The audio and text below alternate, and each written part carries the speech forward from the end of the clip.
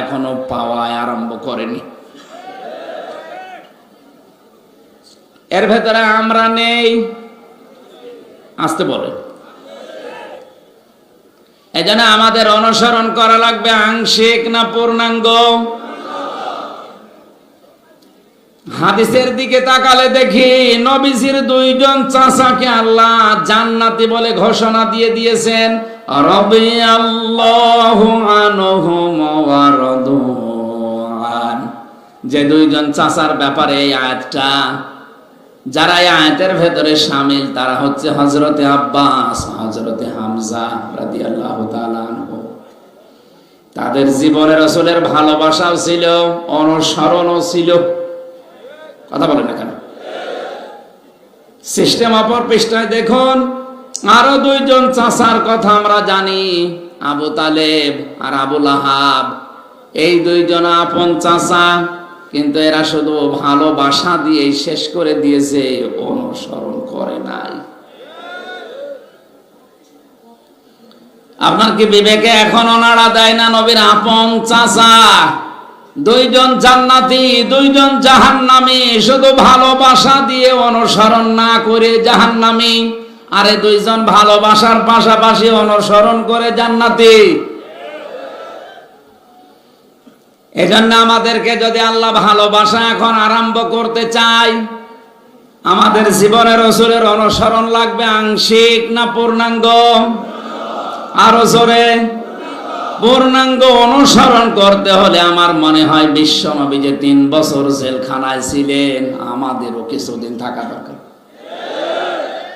এই জায়গায় আমি নেই।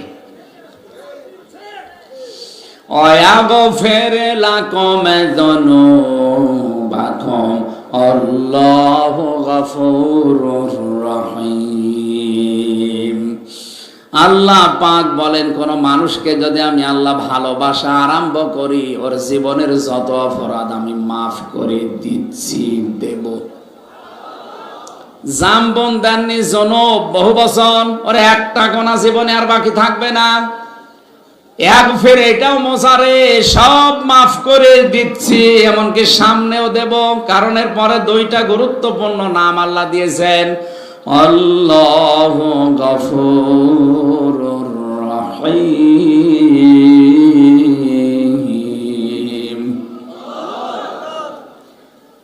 এতক্ষণ পর্যন্ত যেটা বোঝানোর চেষ্টা করলাম, এবার আসেন বাস্তবে। আল্লাহ পাক বলেন, কুল আতিউল্লাহা ওয়ার রাসূল ফাইন তাওয়াল্লাউ ফাইন্নাল্লাহা লা ইউহিব্বুল কাফিরিন। হে নবী, আপনি বলেন তোমরা অনুসরণ করো, আনুগত্য করো, দেখে দেখে চলো আমি আল্লাহর বিধানকে, আমি রাসূলের আদর্শকে। এতটুকুই শেষ না, এ কথা শোনার পরে এই যে অনুসরণের সিস্টেম বললাম, আংশিক না পূর্ণাঙ্গ, এ কথা শোনার পরে যেভাবে দরকার ওইভাবে অনুসরণ না করে কেউ যদি মুখ ফিরিয়ে নেয়, অবশ্যই আমি আল্লাহ কাফেরদেরকে ভালোবাসছি না, বাসবো না। তার মানে আল্লাহর নবীর অনুসরণ যারা আরম্ভ করবে না, এরা কাফের। বলেন বলেন। আর কাফেরদেরকে আল্লাহ ভালোবাসছে না, বাসবেও না, ইউহিব্বু, এটাও মোসারে। তাহলে এমন মানুষের অনুসরণ করার কথা এতক্ষণ পর্যন্ত শুনছি, যে মানুষের অনুসরণ করলে জীবনের গুনাহ আল্লাহ সব মাফ করে দেয়। এখন থেকে আমাদের অনুসরণ আংশিক আর না, জীবন যতদিন আছে আমরা পূর্ণাঙ্গ করব ইনশাআল্লাহ। আমার আজকের আলোচনার বিষয়, একটা কাজে জান্নাতি। কয়টা? জেলখানায় যাবার আগে একটা ঘটনা ঘটেছিল, 21 সালের দিকে কুষ্টিয়ায় এক লোক আমারে বলছে, হুজুর যত কথা বলেন 1.5 ঘন্টা 2 ঘন্টা ধরে, এত মনে রাখা যায় না। এমন একটা শর্টকাট কথা বলেন, একটা কথা বলবেন যেন একটা কথা মানলেই জান্নাতে যেতে পারি, সেই ব্যবস্থা করে দিন। চিন্তা করলাম, আবার কোন প্রশ্ন? একটা কথা বলা লাগবে, ওই একটা কথা মেনে জান্নাতে যেতে চাই। কোরআন শরীফ খুঁজতে লাগলাম, খুঁজতে খুঁজতে এই আয়াতটা আমার চোখে ধরা পড়েছে। আল্লাহ পাক জানিয়েছে এখানে যে কথাগুলো এখন বলবো, এই একটা কথা যদি কেউ মেনে নিতে পারে সে জান্নাতি। বলেন সুবহানাল্লাহ। জবান খুলে গভীর রজনীতে কোরআনের সোনালী আয়াত একবার পড়েন। আউযু বিল্লাহি মিনাশ শাইতানির রাজিম। বিসমিল্লাহির রহমানির রহিম।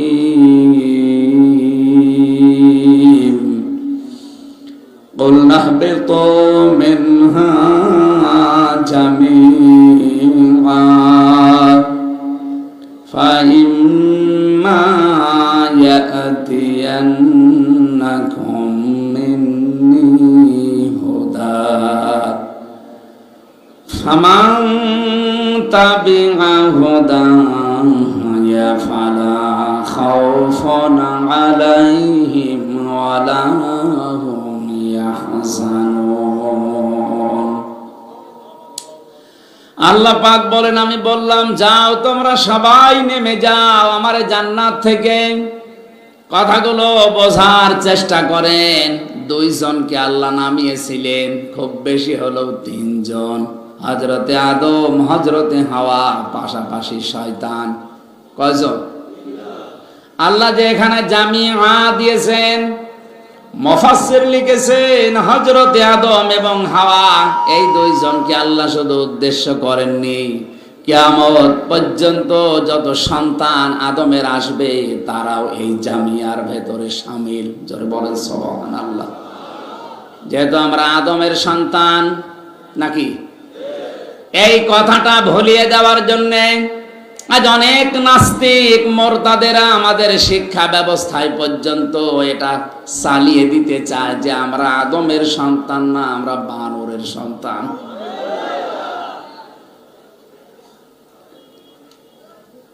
যে লোকটা নবী সুলাইমানকে নিয়ে গালি দেয়, হযরতে সুলাইমান নবী আলাইহিস সালামকে নিয়ে উল্টা পাল্টা বই লিখতে পারে, তার দেওয়া ফর্মুলা অনুযায়ী শিক্ষা ব্যবস্থায় কোনো কিছু ঢুকিয়ে দিলে দেশের ৯৬% মানুষ মেনে নেবে না।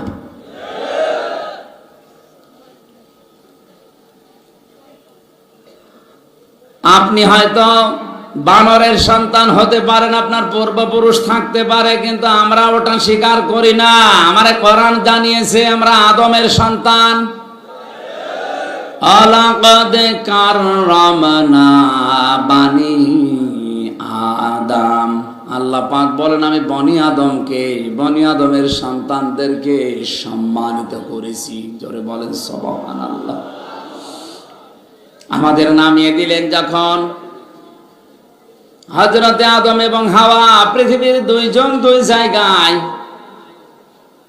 আল্লাহ পাক তাদেরকে জানিয়ে দিলেন আফসোস করা, দুঃখ করা, হয়তো হতাশা এগুলো ঘিরে ধরেছে তোমাদেরকে, কোনো অসুবিধা নেই। ফাইম্মা ইয়াতিয়ান্নাকুম মিন্নি হুদা, আমার পক্ষ থেকে যুগে যুগে হেদায়েত যাবে, পথ নির্দেশিকা যাবে। ফামান তাবিয়া হুদায়া, যে ব্যক্তি অনুসরণ করবে সেই হেদায়েতের, ফালা খাউফুন আলাইহিম ওয়ালা হুম ইয়াহজানুন, তাদের কোনো ভয়ও নেই, চিন্তাও নেই। তাদেরকে আবার যেখান থেকে ফিরিয়ে দিলাম এই জায়গায় ফিরিয়ে নিয়ে আসব। যে হেদায়েত পাঠিয়েছেন যুগে যুগে, তার ভেতরে সর্বশেষ হেদায়েতের নাম আল কোরআন, আল ফুরকান। কথার জবাব দেন না কেন? সর্বশেষ হেদায়েতের নাম কি? আল কোরআন, আল ফুরকান। কোরআনে কারীম যদি এখন সর্বশেষ হেদায়েতের এই কিতাব থাকার পরে, পাওয়ার পরে কেউ কোরআন থেকে সত্য মিথ্যা পার্থক্য করে বাকি জীবন চালাতে না পারে, আল্লাহর কসম ওর কপালে আর হেদায়েত বলে কিছু নেই। এবার গুরুত্বপূর্ণ একটা তথ্য বলবো, ভালো করে খেয়াল করেন। আল্লাহ রাব্বুল আলামিন কোরআনে কারিমকে শুধু কোরআন নাম দিয়েই ছেড়ে দেননি, 55টার উপরে নাম পেয়েছি আমি। তার ভেতরে অন্যতম নাম হচ্ছে আল ফুরকান, সত্য মিথ্যার পার্থক্যকারী কিতাব এই কোরআন। শাহরু রমাদান আল্লাযী উনজিলা ফীহিল কুরআন হুদাল লিন-নাসি ওয়া বায়্যিনাতিম মিনাল হুদা ওয়াল ফুরকান। আল্লাহ পাক বলেন, এই যে রমজান মাস, এ মাসে আমি কোরআন নাযিল করলাম হেদায়েতের পথ নির্দেশিকা দিয়ে, স্পষ্ট দলিল আর প্রমাণ দিয়ে। এটা সত্য মিথ্যার পার্থক্যকারী। আমি আয়াতের তাফসিরে টিকায় দেখেছি, কোরআন পাওয়ার পরে সর্বশেষ হেদায়েতের এই মশাল, এই কিতাব, এটা পাওয়ার পরেও যদি কেউ সত্য মিথ্যার পার্থক্য করে বাকি জীবন চালাতে না পারে, ওর জীবন আল্লাহর ভাষায় ব্যর্থ। আমরা ব্যর্থ হতে চাই? আরো জোরে বলেন। এই যে ফালা খাউফুন আলাইহিম ওয়ালা হুম ইয়াহজানুন, আল্লাহর এই হেদায়েতকে যারা অনুসরণ করবে, দেখে চলবে, তাদের কোনো ভয় নেই, চিন্তা নেই। এই 3টা বছরে অন্ধকার জীবনে আমি যতটুকু অভিজ্ঞতা বাস্তবতা পেয়েছি, 2 মিনিটের ভেতরে একটা কথা শোনাচ্ছি। আপনার আগ্রহ, আপনার বাস্তবতা, আপনার ঈমান আমার মনে হয় আরো বেড়ে যাবে। সূরা হামিম সাজদার 30 নম্বর আয়াতটা লক্ষ্য করবেন। ইন্নাল্লাযীনা ক্বালু রাব্বুনাল্লাহু সুম্মা ইসতাকামু তাতানাজ্জালু আলাইহিমুল মালাইকা আল্লা তাখাফু ওয়া লা তাহজানু ওয়া আবশিরু বিল জান্নাতিল্লাতী কুনতুম তুআদুন। আল্লাহ পাক বলেন, অবশ্যই যারা এই যে হেদায়েতের কিতাবের ভেতরে এই আয়াতটা আছে না নেই? এই আয়াতে আল্লাহ জানিয়েছেন, অবশ্যই যারা এ কথা বলতে পারে যে আমাদের রব আল্লাহ, এর উপরে টিকে থাকে, ইস্তেকামাত পয়দা করে, দৃঢ়তা পয়দা করে, তাদের বিপদে আপদে আমি আল্লাহ ফেরেশতা নাজিল করে হলেও সাহায্যের জন্য পাঠাই। ফেরেশতারা এসে তাদেরকে সান্ত্বনা দেয়, কোনো ভয় নেই, কোনো চিন্তা নেই। তাফসিরে আমি এই যে আল্লাহ তাখাফু ওয়া লা তাহজানু, এই 2টা শব্দ পড়তে গিয়ে বাইরে যতদিন ছিলাম আমি বুঝিও নাই, পাইও নাই, ভেতরে যাবার পরে 3 বছরে পেয়েছি এবং আমি শুনেছি। ফেরেশতারা এসে বলে, একজন না, মালাইকা বহু বচন, বহু ফেরেশতা আল্লাহ পাঠায়। ওই লোকটাকে ডাক দিয়ে বলে, আল্লাহর বান্দা, কোনো ভয় নেই, কোনো চিন্তা নেই। কিসের ভয়, কিসের চিন্তা? হয়তো মানুষের ভয় হতে পারে, চিন্তা হতে পারে যে এখনই যদি আমি মারা যাই, এখনই যদি আমার ফাঁসি হয়ে যায়, তাহলে আমার সন্তান, আমার সম্পদ, আমার যে বিশাল কিছু দুনিয়ায় রেখে গেলাম, এগুলো কে দেখবে? ফেরেশতারা ওই সময় তার কানের কাছে এসে বলে, কোনো চিন্তা নেই, কোনো ভয় নেই। তুমি যে আল্লাহকে রব বলে টিকেছিলে, এই কারণে আল্লাহ তোমার সব কিছু নিজে পাহারা দেবে। এই সুসংবাদটা শোনার পরে এই লোকটা আনন্দ চিত্তে এগিয়ে যায়। শহীদ মীর কাসেম আলী রহমাতুল্লাহ আলাইহি, এই লোকটাকে যেদিন ফাঁসি দেওয়া হয়, তাকে যে পাহারা দিচ্ছিল, কারারক্ষীর নাম তোরাব আলী। আমি ছেলে যাওয়ার 7 দিন পরে উনি আমাকে ডাক দিয়ে বলছিলেন, হুজুর, আমি পাহারা দিচ্ছিলাম এই লোকটাকে, রাত 10টা 1 মিনিটে ফাঁসি হবে। মাগরিবের নামাজ আদায় করে গিয়ে বললাম, স্যার, আপনার আর 3 ঘন্টা পরে ফাঁসি, আপনি প্রস্তুতি নেন। উনি আমারে হাসি মুখ দিয়ে বলছে, তোরা ভাই, এখনো 3 ঘন্টা, আমি 2 ঘন্টা ঘুমিয়ে নেই, 1 ঘন্টা আগে আপনি আমারে ডেকে দিয়ে। কারারক্ষী আমাদের পাহারা দিতে গিয়ে কাঁদছিল যে, হুজুর, আমি আশ্চর্য হয়ে গেছি যে 3 ঘন্টা পরে যে লোকটার ফাঁসি, সে লোকটা বলছে আমি 2 ঘন্টা ঘুমাই, আপনি 1 ঘন্টা আগে আমারে ডেকে দিয়েন। ওর ঘুম আসে কি করে?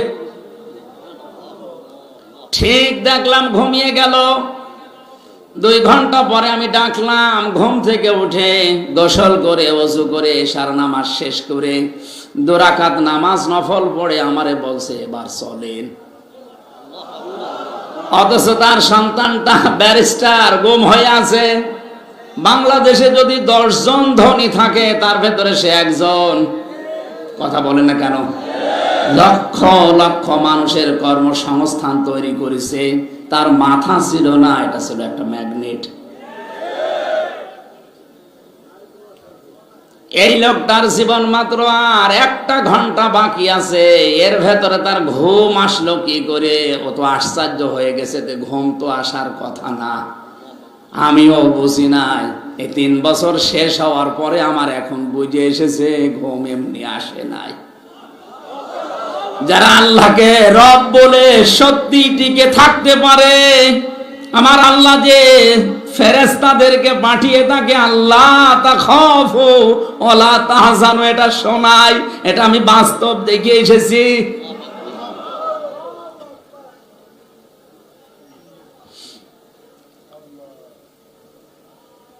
আমাদের অধিকাংশ মানুষের ওখানে ঘুম আসতো না। জেলখানায় সবচাইতে বেশি চলে ঘুমের বড়ি, কারণ ওখানে ঘুম আসে না। সারাদিন সারা রাত তো কোনো কাজ নেই, এক ঘরের ভেতরে 24 ঘন্টা তালা লাগানো। এদিকে 3.5 হাত, এদিকে 2.5 হাত, মনে হয় পিরাই কবর, কবরের চাইতে একটু বড়। এই একটা ঘরের ভেতরে যাদের ফাঁসি হয়, আসামি যারা 30 বছর 40 বছর পরে মনে করেন ফাঁসি হবে, এই লোকটাকে একাধারে ওই এক ঘরের ভেতরে বন্দী হয়ে থাকা লাগবে। আমি 3 বছর থেকে আমার মনে হয় আমি পাগল হয়ে যাচ্ছে। কোরআনের পাখিটা একটা ঘরের ভেতরে 13টা বছর কাটিয়ে গেল।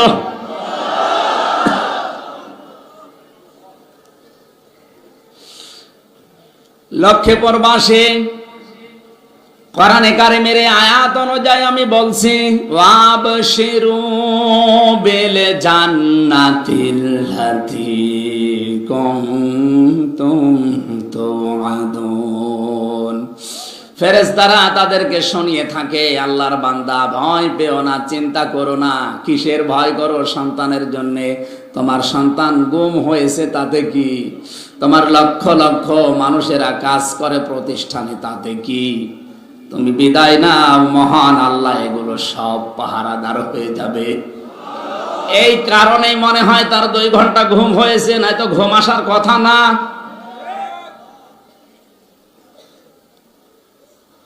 আমাদের কাছে আল্লাহ যে হেদায়েত পাঠিয়েছেন, এই হেদায়েতকে যদি সত্যি আমরা অনুসরণ করতে পারি আমাদের পূর্বপুরুষদের মতো, আল্লাহর কসম আমাদের কোনো ভয় থাকবে না, চিন্তা থাকবে না।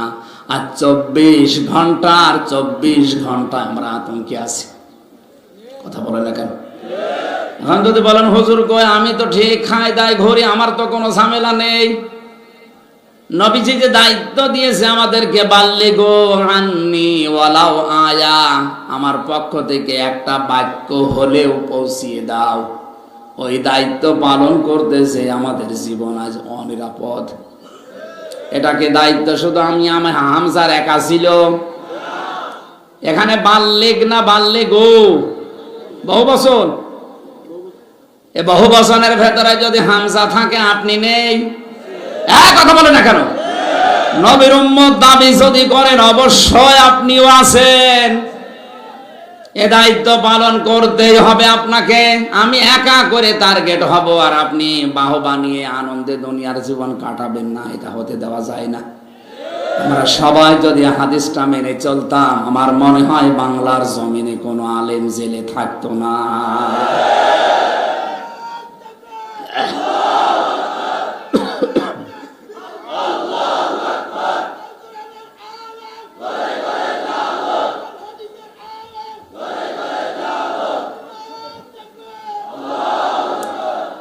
আল্লাহ রাব্বুল আলামিন বলেন, পাঠিয়ে দিয়েছি হযরত আদম আলাইহিস সালামকে দুনিয়াতে। পাঠানোর পরে সর্বশেষ যে হেদায়েতের চিঠি, হেদায়েতের কিতাব পাঠিয়েছি, তাদের দায়িত্ব হচ্ছে আমার পাঠানো এই চিঠিটা পড়া। আল্লাযীনা আতাইনাহুমুল কিতাবা ইয়াতলুনাহু হাক্কা তিলাওয়াতি উলাইকা ইউমিনুনা বিহি ওয়া মান ইয়াকফুর বিহি ফাউলাইকা হুমুল কাফিরুন না ফাসিকুন? খাসিরুন। আমি আল্লাহ যাদেরকে এই কিতাবটা দিয়েছি তারা এর হক আদায় করে তেলাওয়াত করেন। আমি তাফসিরের ভেতরে হক আদায় করে তেলাওয়াত করার 4টা অর্থ পেয়েছি। 1 নম্বরে শুদ্ধ করে পড়া, 2 নম্বরে এটা বোঝা, 3 নম্বরে যে জ্ঞান পাবেন ওটার উপরে বাস্তব জীবনে কাজ করা, 4 নম্বরে ওই জ্ঞানটা মানুষের কাছে ছড়িয়ে দেওয়া। তেলাওয়াতের অর্থ কয়টা বললাম? এটা হক আদায় করে তেলাওয়াত। এই তেলাওয়াত আমাদের আছে? বলেন। সর্বোচ্চ জায়গা থেকে শুরু করে আমি পর্যন্ত তাকান, আমাদের হয়তো শুদ্ধ করে তেলাওয়াত হয় এবং পড়া বোঝা পর্যন্ত শেষ। বাস্তবে যে যতটুকু পড়লাম অতটুকুর উপর আমার প্র্যাকটিক্যাল লাইফটা সাজাবো, এই লাইনে আমরা অনেকেই নেই। আর 4 নাম্বারটা, এটা মানুষের কাছে ছড়িয়ে দেওয়া, মানুষকে মানানোর মতো ব্যবস্থা করা, এটাই তোমরা নেই। তাহলে হক আদায় করে তেলাওয়াত হচ্ছে। বলেন বলেন। আমরা সাথে শুনে রেখেছি একটা অক্ষর পড়লে 10টা নেকি। হ্যাঁ, অবশ্যই হবে। আপনাকে তো হক আদায় করে তেলাওয়াত করার নির্দেশ দিলেন আল্লাহ, উলাইকা ইউমিনুনা বি। আর এই মানুষগুলো আমার কোরআনকে বিশ্বাস করে। তাহলে হক আদায় করে যাদের তেলাওয়াত হচ্ছে না, ওরা কোরআন বিশ্বাস করে না। আমাই ইয়াকফুর বিহি, যে ব্যক্তি হক আদায় করে পড়ে না, সে যেন কোরআন অস্বীকার করে। ফাউলাইকা হুমুল খাসিরুন, তাদের জীবন হবে ক্ষতিগ্রস্ত। জোরে বলেন নাউজুবিল্লাহ। এই আয়াতটা কোরআনে ভয়ঙ্কর আয়াত একটা। বিশেষ করে যারা কোরআন পড়ে, বোঝে, আমল করে, কিন্তু মানুষকে মানানোর ব্যবস্থা করার লাইনে নেই। আমিও তো কোরআন পড়লে আমার অসুবিধা হতো না, কোরআন বুঝলে আমার অসুবিধা নেই। কোরআন যতটুকু পড়ি, যতটুকু বুঝি, ওর উপরে যদি আমি টোটাফাটা কাজ করতাম আমার ঝামেলা নেই। যে আমি বলি না এটা আমি মানুষকে মানাবো, তখনই আমার সমস্যা হয়ে দাঁড়ায়। আল্লামা শফি সারা জীবন কোরআন পড়েছে, পড়িয়েছে, বুঝেছে, বুঝিয়েছে, নিজে আমলও করেছে টুকটাক, অসুবিধা ছিল না। যেই কোরআনের পক্ষে অবস্থান নিয়ে নবীজিকে গালি দেওয়া, এটা কোরআনের পক্ষে না বিপক্ষে? সূরা তাওবার 61 নম্বর আয়াতে আছে, ওয়াল্লাযীনা ইউযুনা রাসূলাল্লাহি লাহুম আযাবুন আলীম। নিশ্চয় আল্লাযীনা, আর যারা ইউযুনা, এটা মুজারে, বর্তমান, ভবিষ্যৎ, প্রেজেন্ট, ফিউচার। নবীজিকে কষ্ট যারা দিচ্ছে, দেবে, তাদের জন্য যন্ত্রণাদায়ক শাস্তি রেডি করছে কে? এই বাস্তবতা উপলব্ধি করে যখন, কত বছর বয়সে মারা গেল উনি? 100-র উপরে না? বলেন তো, যে সারাটা জীবন তার কোনোদিন আমরা নামও শুনি না, সমস্যাও ছিল না। এই শেষ বয়সে এসে যখন এই 4 নাম্বারটা উনি আদায় করতে গেছে, যে রসুলকে গালি দেয়, এটা আমি মানি না, মানবো না, মানতেও দেব না, তখনই তার নাম পর্যন্ত পাল্টিয়ে গেছে। নাম হয়ে গেছে তেতুল হুজুর। ওনারে এখন সারা দুনিয়ায় আল্লামা আহমেদ শফির চাইতে তেতুল হুজুর বললে বেশি চেনে। এ নামটা দিল কে? যে মাথা থেকে নামটা এসেছে, তাকান, এটা ছোটখাটো মাথা না।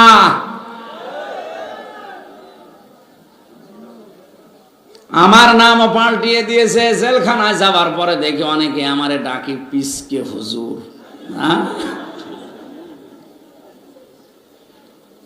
আপনারা হয়তো দেখেছেন আমার ওই ছোট মেয়েটা, আমি 1 বছর রেখে গিয়েছিলাম জেলে, এখন ওর 4 বছর। জামিন হওয়ার কিছুদিন আগে কারাগারের যে পিজন ভ্যান আছে, ওটা ধরে মনে হয় ঝুলিয়েছিল। আমারই তো পিসকে আছে, আমারই পিসকে বলে ডাকে। আমার এখন আমি রামজা নাম পাল্টিয়ে গেছি। আমি তো কোরআনের হক আদায় করে তেলাওয়াত করতে চাই, কারণ আমাকে যেখান থেকে আসা ওই জায়গায় আবার ফেরত যাওয়া লাগবে। আর কাজে একটাই, কাজ কয়টা?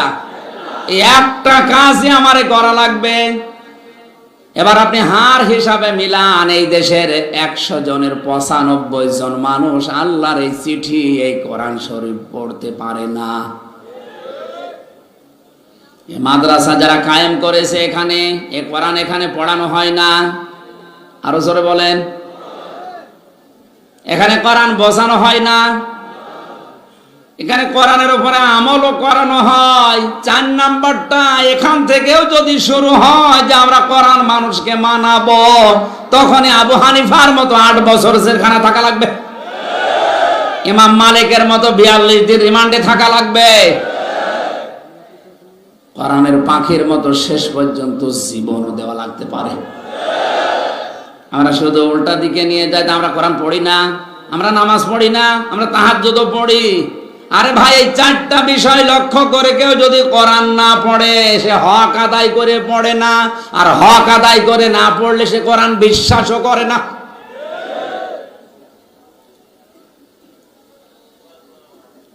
যে মানুষগুলো দুনিয়াতে কোরআনে কারীম বিশ্বাস করার মাধ্যমে বিদায় নিয়েছে, এই হক আদায় করার মাধ্যমে, এদের পুরস্কার আমার আল্লাহ নিজের হাতে দান করবেন বলে নবীকে ঘোষণা দিয়েছেন। আমান আমিলা বিহি উজিরা, কোরআন দিয়ে যারা আমল করে এদের পুরস্কার আল্লাহ নিজের হাতে দান করবেন। জোরে বলেন সুবহানাল্লাহ। আপনি হাদিস দেখে যদি আমল করেন, ফাজাইলে আমল দেখে যদি আমল করেন, ফজিলতের যে কিতাবগুলো আছে যদি পড়েন, আপনার কিয়ামতের ময়দানে আপনাকে আল্লাহ কিছু দেবে না তা না, হয়তো পুরস্কার দেবে ফেরেশতাদের দিয়ে, নবীদের দিয়ে, রাসূলদের দিয়ে। যে কোরআনের আমল যদি কেউ করে, মহান আল্লাহ নিজের হাতে তাকে পুরস্কার দান করবে। ফ্যাক্টরিতে কাজ করছেন, যদি ঘোষণা দেওয়া হয় আজকের বেতন দেবে ম্যানেজার, আমরা অনেকেই খুশি হব না। যদি ঘোষণা দেওয়া হয় আজকে মালিক নিজে এসে মন মতো বেতন দেবে, অনেকের ভেসরে খুশির জোয়ার বইবে। তারপরও দুনিয়ার প্রতিটি মালিকের একটা সীমাবদ্ধতা আছে। হাদিসের এই ভাষাটা, অমানা আমিলা বিহি উজিরা, যারা কোরআন দিয়ে আমল করবে এদের পুরস্কার আল্লাহ নিজে দান করবেন। কত দেবেন এটা আমরা জানি না, বেগয়রে হিসাব। সুতরাং আমাদের আমল হবে দুনিয়ায় কিসের উপরে? এ কোরআনে আল্লাহ 500 আমল দিয়েছেন, শরীয়তের বিধান, তার ভিতরে এইটা একটা। কোরআনে কারীমকে যদি আমল করে দুনিয়ার জীবন থেকে আমরা বিদায় নিতে পারি, মহান আল্লাহ আমাদের মালিক যিনি, তার হাতে আমরা পুরস্কার পাবো ইনশাআল্লাহ। আল্লাহ আমাদের তৌফিক দান করেন, বলেন আমিন। আল্লাযীনা কাফারু ওয়া কাযযাবু বিআয়াতিনা, যে মানুষগুলো কাফের, আল্লাহর আয়াতকে যারা মিথ্যা প্রতিপন্ন করে, জেলখানা থেকে 1 মাস বের হয়ে আমার মনে হচ্ছে দিন দিন কোরআনে কারীমের আয়াতকে অবিশ্বাসী মানুষ এই দেশে বেড়ে যাচ্ছে। বিভিন্ন কারণে বাড়ছে, আমি কারণগুলো বলতে পারছি না। উলাইকা আসহাবুন নারি হুম ফিহা খালিদুন, এরা হচ্ছে জাহান্নামের অধিবাসী, চিরকাল এদেরকে জাহান্নামে থাকা লাগবে। জোরে বলেন নাউজুবিল্লাহ। কোরআন এসেছে আপনাদের সতর্ক করার জন্য। নবীজি করতেন এটা, উনি নেই, এখন আমরা নবীর ওয়ারিস, এই হিসাবে কোরআন দিয়ে সতর্ক করলাম, থামেন। যারা কোরআনকে নিয়ে আজ আবল তাবল কথা বলছেন, কোরআনে কারীমের আয়াতগুলো তুলে দেওয়ার চেষ্টায় আছেন, ষড়যন্ত্র করছেন, কয়দিন থাকবেন আপনি? আপনার বয়স তো হয়ে গেছে 70 বছর, আর নাই খুব বেশি হলো আর 10 বছর। মরা তো লাগবেই, মরণের আগে আপনাকে আমি সতর্ক করছি। আমি আপনার হিতাকাঙ্ক্ষী। আর যারা আপনাকে হাওয়া দিয়ে ফলাচ্ছে, ওরা দুনিয়াও আপনার ধ্বংস করবে, আর আখিরাতও ধ্বংস করার লাইনে ওরা আছে। এখানে ফিরে আসবেন আশা করছি। আমার এই দরদ মাখা কথাগুলো আপনি উপদেশ হিসাবে নেবেন। আমাকে আল্লাহ দারোগা পুলিশ করে পাঠায়নি যে আপনাকে পিটিয়ে হেদায়েত করব। সঠিক কথাগুলো বলার দায়িত্ব এটা আল্লাহ দিয়েছেন, রাসূল দিয়েছেন, আমি পালন করার চেষ্টা করলাম। মানুষের কথা মতো আখিরাতটা নষ্ট করবেন না। ফিরে আসেন, আল্লাহ আমাদেরকে জান্নাতি হওয়ার তৌফিক দিন, বলেন আমিন। সম্মানিত ভাইরা, আসলে আজকে দিনের বেলা একটা, রাতের বেলা একটা, মাগরিবের পরে একটা, অনুষ্ঠানগুলো খুব বেশি হয়ে যাচ্ছে। 3টা বছর ভেতরে কি খেয়েছি না খেয়েছি আল্লাহ জানে, ভেতরে একেবারে ফাফা হয়ে গেছে। অন্তত শরীরটা স্বাভাবিক হতে আরো কিছুদিন সময় লাগবে। শরীরে সাপোর্ট দিচ্ছে না, গলায়ও সাপোর্ট দিচ্ছে না। এই জোর করে করে আপনারা নিয়ে এসে তুলে দেন, আমিও পারি না, আপনারাও ছাড়েন না। আল্লাহু আকবার। এই জন্য আরো যারা দায়িত্বে আছে তাদেরকে দেন। আমার আসলে শরীর পারছে না, খালি এই মুরব্বীর দিকে তাকিয়ে। আর এই মাহবুব ভাই মানে একেবারে সে নাছড় বান্দা হয়ে নিয়ে এসেছে। আজকে এমনি 2টা ছিল, যদি একটা থাকতো তাও হতো। আর এত রাত্রে মানুষ কথা শোনে, বাজে এখন প্রায় রাত 4টা, আমি এখন ঘুমাবো। আমি দোয়া চাচ্ছি, দোয়া করছে আগামীতে কোনো জায়গায় নিয়ে আসলে রাত 9টা থেকে 11টা এই সময়টা দেবেন, আমারও ভালো লাগবে, আপনারা শুনেও মজা পাবেন। এখন আমার আর শরীর সাপোর্ট দিচ্ছে না, মনে হচ্ছে টলকিয়ে পড়ে যাবে। মাফ চেয়ে শেষ করে দিচ্ছি। আমিন। বারাকাল্লাহু লানা ওয়া লাকুম ফিল কোরআনিল আযীম। একটু মোনাজাত করে যে মুসাফির অবস্থায় আছি, অসুস্থ অবস্থায় আছি এবং আমি মজলুম অবস্থায় আছি। শ্বাস এই বাংলাদেশে অনেক মুসলমান আংশিক অনুসরণ করার কারণে আল্লাহর ভালোবাসা এখনো পাওয়া আরম্ভ করেনি। এর ভেতরে আমরা নেই। এজন্য আমাদের অনুসরণ করা লাগবে আংশিক না পূর্ণাঙ্গ। হাদিসের দিকে তাকালে দেখি নবীজির 2জন চাচাকে আল্লাহ জান্নাতি বলে ঘোষণা দিয়ে দিয়েছেন।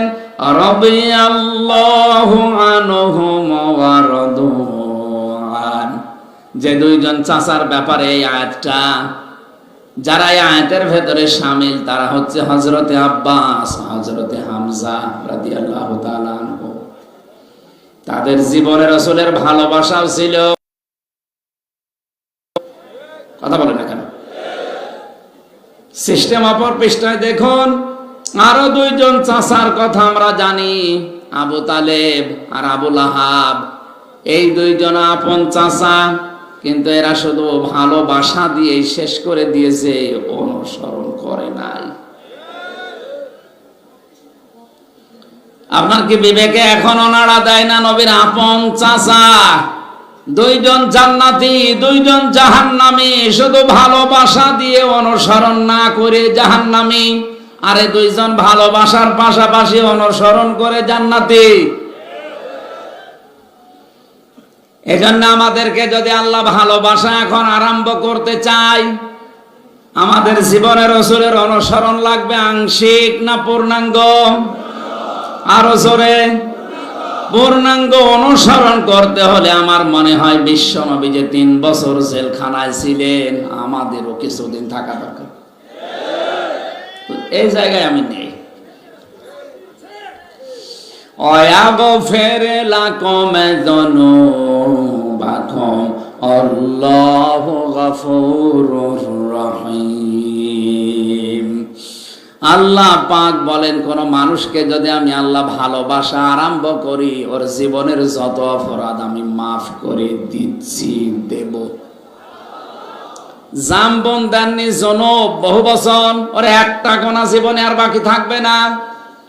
এক ফের এটাও মোসারে সব মাফ করে দিচ্ছি, এমনকি সামনেও দেব। কারণের পরে 2টা গুরুত্বপূর্ণ নাম আল্লাহ দিয়েছেন, আল্লাহু গফুরুর রহিম।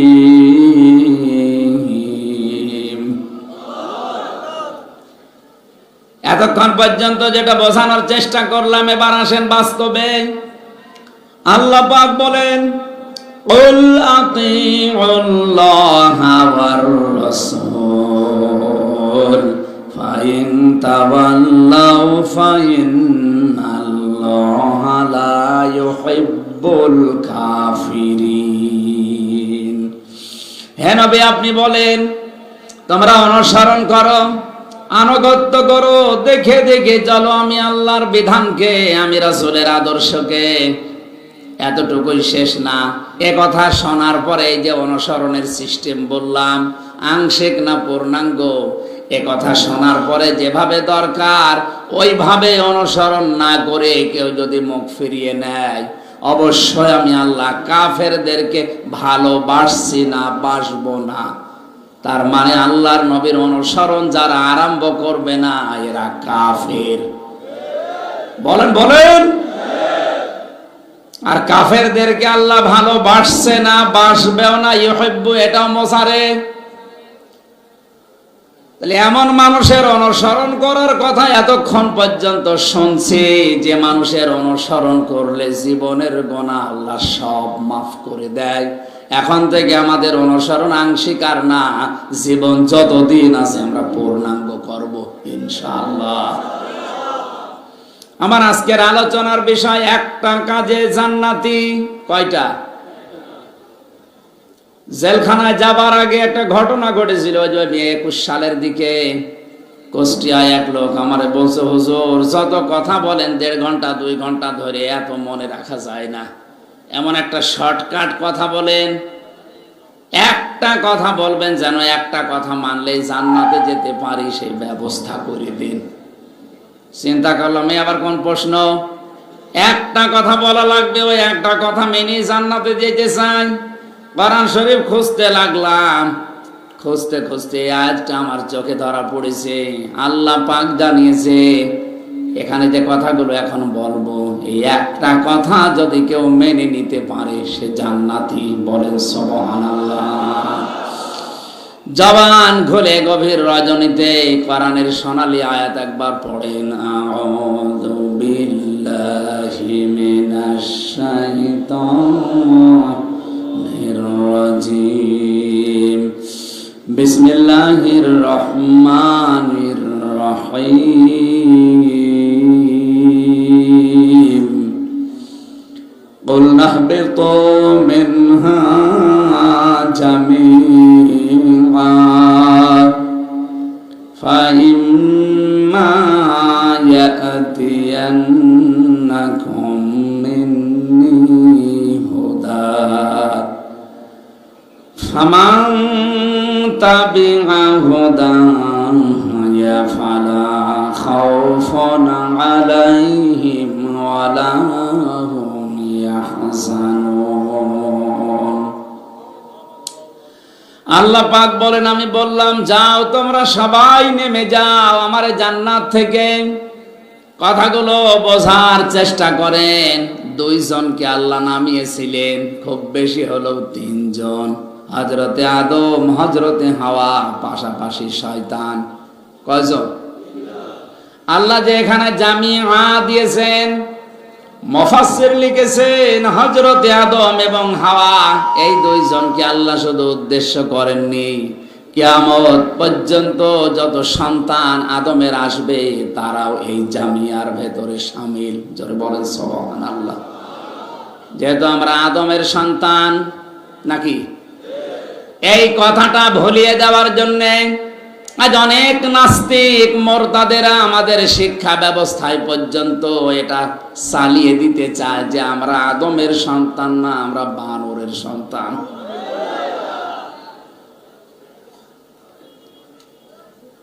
যে লোকটা নবী সুলাইমানকে নিয়ে গালি দেয়, হযরতে সুলাইমান নবী আলাইহিস সালামকে নিয়ে উল্টা পাল্টা বই লিখতে পারে, তার দেওয়া ফর্মুলা অনুযায়ী শিক্ষা ব্যবস্থায় কোনো কিছু ঢুকিয়ে দিলে দেশের 96% মানুষ মেনে নেবে না।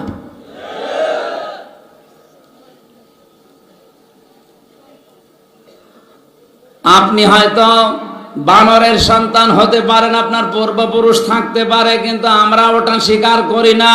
আমারে কোরআন জানিয়েছে আমরা আদমের সন্তান। আলাকাদ কাররামনা বানি আদম, আল্লাহ পাক বলেন আমি বনি আদমকে, বনি আদমের সন্তানদেরকে